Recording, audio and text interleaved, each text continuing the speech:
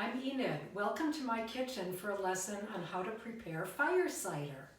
Fire cider is an immune-boosting tonic that's simple to make with only 6 ingredients.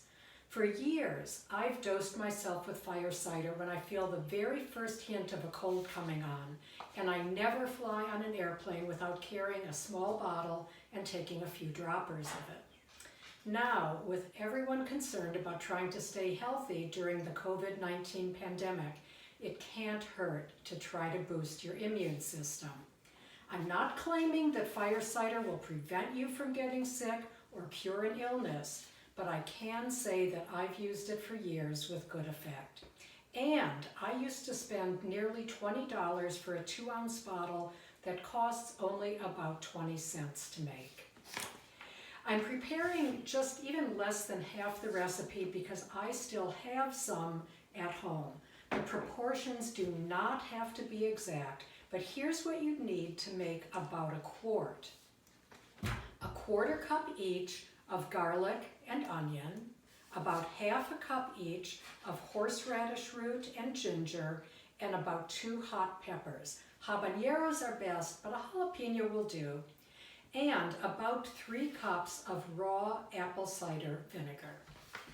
So as you can see, I've already prepared the vegetables, and it's certainly possible to grate or chop everything by hand, but I'm going to take the easy route and place everything in the food processor.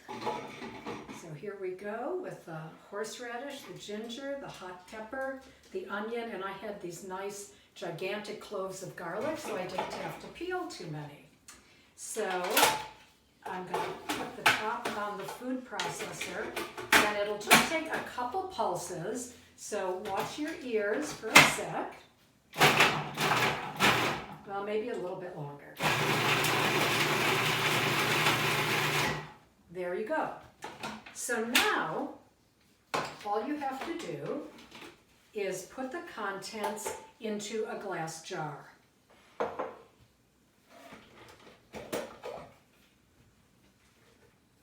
And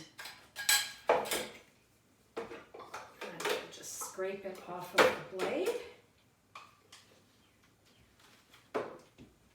And then try to get, you can see it's all nicely chopped up.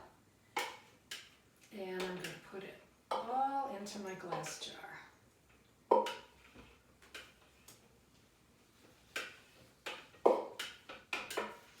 The smell is wonderful. The horseradish, ginger, garlic and onion, and of course the hot pepper. So I want to get every last bit in there as much as I can. And then you just take your vinegar and you cover the ingredients, filling the jar. Not all the way to the top, but pretty close. So I'm just pouring in my vinegar. And because I like to make fire cider and because I like raw apple cider vinegar, I've got this nice big jug of it.